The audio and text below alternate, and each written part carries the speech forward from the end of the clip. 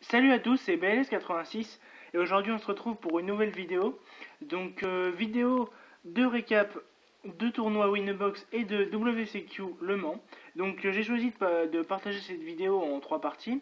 Donc premièrement mon récap du tournoi Winnerbox, ensuite le récap du WCQ Le Mans et ensuite pour finir je vous parlerai de l'ambiance de ce WCQ, voilà la salle, tout ça.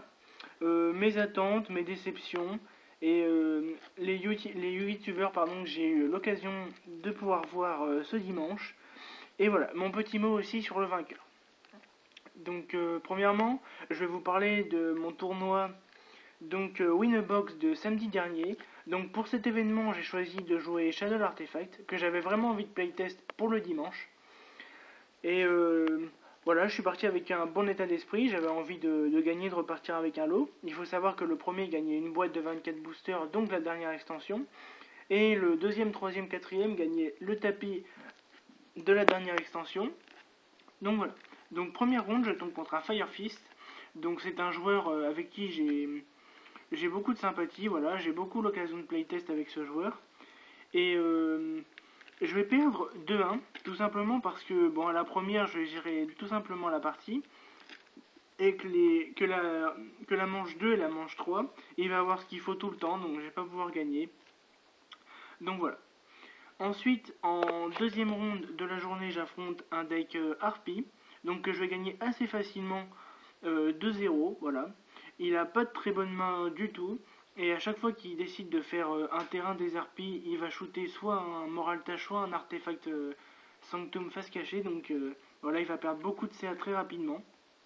Et je sais que les bonnes cartes, et je vois assez mon side dans la deuxième manche, donc c'est assez facile. Ensuite, en troisième manche, en troisième ronde, pardon, j'ai affronté un Burning Abyss.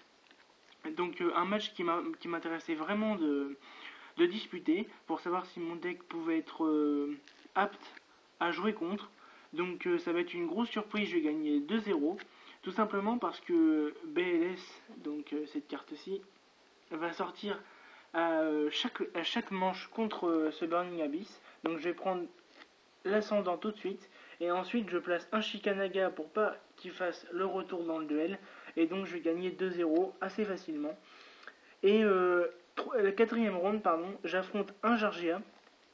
Donc je suis pas encore sûr d'avoir un lot à ce moment-là.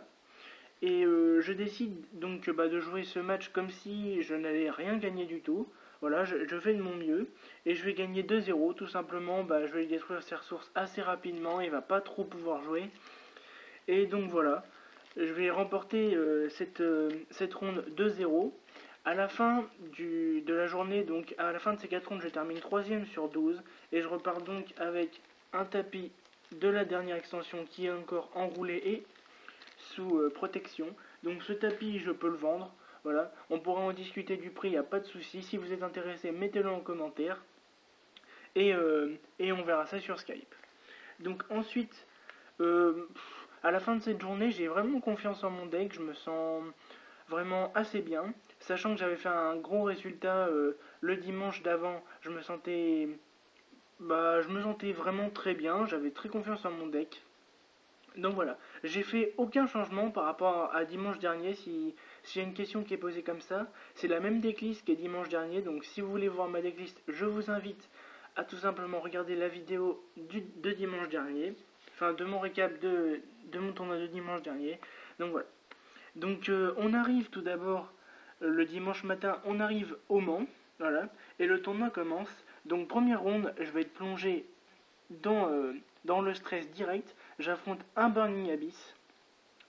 Donc je vais pas avoir de suspense. Je vais perdre 2-1 contre ce Burning Abyss pardon. La première manche de ce duel, il va me faire 2 Suppli Squad plus mathématicien. Il va donc faire le combo envoyer graphe, invoquer Scarm, péter son Scarm, piocher 2 et à la fin du tour, tuto guide. Donc ça c'est juste trop difficile pour moi à remonter. Et je vais essayer plus tard dans la partie de faire un Black Rose pour réduire son CA qui ne passera pas d'ailleurs. Il va garder ses Suppli Squad pendant toute la partie. Et du coup il va draw tout le temps. Et je vais pas pouvoir remonter. Ensuite, à la manche 2, je vais donc sider 3 chaînes Disapparence que je vais voir en main de départ. Donc la partie va être pliée tout de suite. Il va tenter Graphe et Skarm. Je vais lui faire chaîne Disapparence sur le Graphe. Il va poser 5 MP. Je vais gérer les MP. Il va pas pouvoir remonter du tout. Donc voilà. Et la manche 3, c'est un duel assez serré. Il va me placer juste le démon de la vanité qui nous empêche tous les deux d'invoquer SP. J'avais pas prévu cette carte en side deck. Et j'ai appris plus tard qu'il le jouait en main deck, donc du coup j'étais vraiment assez surpris. Et donc je vais perdre comme ça, donc voilà. Et comme j'ai perdu en table 2, je vais être repoussé, si on peut dire, au fin fond des tables de ce régional. Sachant qu'on était à peu près 80 joueurs, ça fait 40 tables. Et donc voilà. Donc je perds ma première ronde de 1. Ensuite, je vais tomber genre dans les tables 27-28 contre un GK. Donc là, pas de surprise, je gagnais 2-0. Il n'y a pas trop besoin de s'attarder sur ce match. C'était une très bonne joueuse en face. Elle n'a pas fait du tout d'erreur. C'est juste que mon deck est prévu pour bloquer ce genre de deck. Voilà. Et en side deck, je vais juste mettre des typhons pour gérer sa Necro Valley qui m'empêche de temps en temps d'activer mes effets des Shadows pour récupérer mes magies ou pour activer l'effet de Falco. Donc voilà, je vais gagner 2-0 assez facilement. Je suis... Pardon. Je suis donc à 1-1 à partir de ce moment-là. Ensuite, je vais affronter un plante OTK. Donc le but de ce deck plante est de sortir Shooting Quasar le plus rapidement possible, ou en tout cas sortir des grosses bébêtes si j'ai envie de dire, genre Léo, tout ça, donc inciblable, etc. Donc pas de chance pour lui, le fait qu'il me sorte des gros synchros m'aide à lancer mon jeu avec les fusions Shadow que je peux utiliser depuis le deck. Donc voilà, donc je vais gagner 2-0. La première, il va me sortir des synchros, donc je vais remonter très vite la partie. Et la deuxième, il n'aura pas particulièrement des bonnes mains. Donc voilà, je vais gagner 2-0 assez facilement. Donc je suis actuellement à 2-1. Ensuite, je vais affronter un deck Seigneur Lumière. Et dans ma tête, je pensais perdre ce match parce que Seigneur Lumière, c'est un match-up que je ne gère pas du tout avec mon deck. S'il me sort un JD que j'ai pas de quoi le contrer, je perds automatiquement le duel et je peux pas remonter. Donc voilà. Donc il va avoir une main assez moyenne à la première manche. Je vais avoir une main assez moyenne aussi. Donc vu que j'ai joué le deck Seigneur Lumière, je sais quoi contrer et au bon moment. Donc ça va me permettre de gagner la manche 1 au bout de 35 minutes. Donc j'avais vraiment beaucoup de stress qui gagne la seconde et que je termine sur un draw. Sachant que je sais qu'un draw en tournoi, ça peut fausser carrément un tournoi. Donc voilà, j'avais carrément peur. Et à la seconde manche, je vais donc sider des cartes genre la carte piège qui permet de bannir les monstres au lieu d'être envoyé au cimetière. Donc voilà, je me rappelle plus le nom. C'est dimensions différentes, je sais plus trop quoi. Et je vais mettre ça. Et il va passer pratiquement tout son deck retiré du jeu, mais il va quand même avoir l'opportunité de jouer un JD. Et je vais sortir un espèce de move de pro. Je vais invoquer ça en défense. Voilà. Et pour bloquer le JD adverse, sachant que mon adversaire lui reste 1600 points de vie, il va payer l'effet de JD. Et moi je vais avoir un Shadow à défausser. Donc je vais défausser Shadow Beast, il me semble. Je vais piocher une autre carte Shadow. Et il va perdre 1000 points de vie du coup pour avoir payé l'effet de son JD. Et du coup, il va lui rester que 600 points de vie. Donc plus l'opportunité de faire l'effet de JD. Et donc je vais le temporiser comme ça 3 ou 4 tours. Sachant que les tours additionnels ont été déclarés. Et donc, il va sortir lui aussi un move de pro. Il va sacrifier son JD sur le terrain et un Tempest qu'il a invoqué depuis le cimetière. Il va faire un Blaster pour ne plus meuler. Mais il se rend compte qu'il ne peut pas remonter Shikanaga vu qu'il a déjà cramé son Léo en extra deck. Donc, il va tout simplement scooper. Voilà, il va scoop pour terminer la partie. Donc, je suis actuellement à 3-1. Ensuite, je vais affronter un deck Sattel Chevalier. Donc un deck Sattel Chevalier qui m'a beaucoup surpris, qui jouait Force de Miroir en main deck au lieu des prisons dimensionnelles. Donc c'était son choix, il n'y a pas eu de souci. La première, je vais tout simplement gagner parce que je vais tenter un OTK qui va passer. Et j'ai joué Winda contre lui, du coup Force de Miroir ne pouvait pas du tout m'affecter. Et voilà, donc je vais gagner cette première manche très simplement. La deuxième, elle va être très très très longue et il va avoir beaucoup de CA à cause de ces satelltes chevaliers et je vais jouer simplement une carte deck du nom de Monarch Stormforce. Donc c'est la magie rapide Monarch qui vous permet de sacrifier les monstres de l'adversaire lorsque vous allez faire une invocation normale durant ce tour. Et donc du coup, je vais sacrifier son monstre. Donc je sais qu'il n'aura pas Satel Nova Alpha, je me rappelle plus le nom. Et donc du coup, je vais tenter un OTK, ça va passer. Enfin, ça va passer pour lui infliger le maximum de dégâts vu qu'on est pratiquement autant. Donc il va lui rester à peu près 3000 points de vie. Ensuite, au tour d'après, il pose des monstres. Je vais encore lui infliger quelques dégâts. Il passe à 1700 points de vie et moi je suis à 3000 points de vie à ce moment-là. Et le temps est déclaré et mon adversaire va faire une action assez litigieuse, si je peux dire. Il va tenter d'invoquer Hacham pour me faire perdre 1000 points de vie. Seulement, il a invoqué son Hacham en défense et il a empilé tout de suite son monstre. Et lorsqu'il commence à faire son invocation Xyz, il me dit « Ah, au fait, tu as perdu 1000 ». Et je vais appeler l'arbitre tout simplement parce que je suis un joueur assez pointilleux là-dessus. Et du coup, l'arbitre qui était présent à côté de ma table, vu que j'étais dans les premières tables à ce moment-là, dit que mon adversaire n'a pas déclaré les 1000 points d'Hacham. Et je peux vous dire que ces 1000 points d'Hacham que j'aurais pris auraient changé toute la partie parce qu'après je n'aurais pas été en mesure de récupérer ce duel.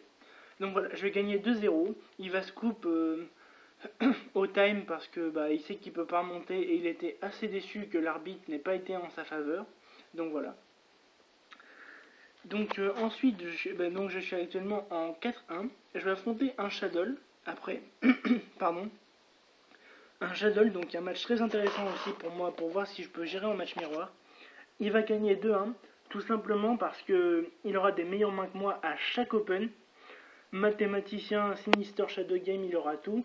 Et moi, je n'ai pas vu Sinister Shadow Game de tout le tournoi. De tout le tournoi dimanche, je n'ai pas vu une fois. Peut-être une seule fois, mais maximum. Donc mon deck est pas trop sorti durant ce régio. Donc voilà, je vais pas trop m'attarder. Shadow en match miroir, c'est pas très drôle. Il suffit de pas trop faire d'erreurs. On n'en a pas fait aucune, c'est juste que il avait des meilleurs mains que moi à chaque open et donc du coup il a gagné. Donc voilà, je suis actuellement en 4-2. Et ensuite, je vais tomber contre un HMT, donc Hand Monarch Traptrix. Voilà. Avec la pression, tout ça, il va faire des erreurs assez importantes. Il a tenté de faire une bottom sur mon Winda. Donc franchement, il a pas trop supporté la fatigue, je pense. Et voilà. Je vais gagner tout simplement 2-0 parce que je sais qu'il va jouer les hands et tout ça. Donc je vais tout simplement essayer de le gérer avec Shadow Winda, etc. Donc voilà. Donc je termine en 5-2, je termine 17ème sur 80-85, je m'en rappelle plus vraiment le nombre. C'est un score pas mal, après réflexion c'est pas si mal. J'étais un petit peu déçu de pas faire 6-1 et donc pas de pouvoir faire encore top 10 ou top 8, voilà, et de pas d'avoir le tapis. Donc j'étais déjà qualifié avant, donc vraiment ça me touche pas trop. C'est un peu moi qui me suis déçu moi-même, voilà, si on peut dire. Et mon deck m'a beaucoup déçu parce qu'il est pratiquement pas sorti.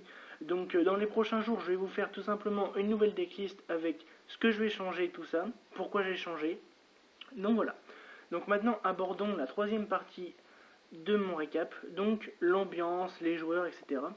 Donc j'ai trouvé que c'était une salle assez spacieuse. Pour une fois, lors d'un régional, sur les tables, on avait de quoi s'installer. Donc voilà, on se gênait pas, moi et mon adversaire, donc c'était super. Ensuite, niveau joueur, l'ambiance était parfaitement bonne. On aurait dit une grande famille, même si des fois il y a eu quelques petits litiges, comme par exemple avec moi, d'un effet déclaré qui veut pas. En fait, il veut pas assumer qu'il n'a pas déclaré. Dans les premières tables, ça s'est quelquefois chauffé pour des effets non déclarés, etc. Voilà. Donc c'est le jeu, hein, mais bon, des fois quand on est à un niveau compétitif, on n'a pas trop envie de perdre sur ce genre de choses, donc je peux comprendre. Mais sinon, ça a été un très bon régional à mes yeux. Voilà. J'ai rencontré pas mal de youtubeurs, donc comme Darty79, Titi791010, Le Dueliste 7, Guide Messenger. Donc tous les noms que je viens de citer seront présents en description de cette vidéo, donc il y aura leur lien sur leur chaîne, voilà. Et donc voilà. Et pour finir, j'ai un mot pour le vainqueur, donc Titi79010. donc avec qui j'ai pas mal playtest cette semaine. On a beaucoup travaillé Yu-Gi-Oh, je dois avouer. Donc je te félicite pour ton résultat. Donc voilà, j'espère que tu pourras aller à l'européenne comme moi j'espère pouvoir y aller, comme ça on pourra s'y voir, etc. Donc comme c'est un joueur de mon essai, je peux le voir assez souvent, donc je suis vraiment content qu'il ait pu réussir. Surtout que ça fait 2 années de suite qu'il gagne le Mans, donc vraiment il a vraiment la guigne, non, il a vraiment de la chance, pardon, à ce régional, donc je suis vraiment très content pour lui. Et donc voilà, donc j'espère que cette vidéo vous aura plu. N'hésitez pas encore une fois à commenter, à liker ou à partager cette vidéo, sachant que lorsque j'aurai 100 abonnés, je vous ferai un petit jeu concours pour vous récompenser d'être fidèle à mes vidéos et de me dire de temps en temps ce qui vous plaît, ce qui ne vous plaît pas. Je cherche aussi des idées de vidéos, donc n'hésitez pas à me donner des idées de vidéos. Je pense à faire un trade binder, à faire une deck profile du deck Shadow, que je referai vu qu'il n'a pas très bien marché à ce régional. Donc voilà, donc je vous souhaite de bon duel à tous et merci d'avoir regardé cette vidéo.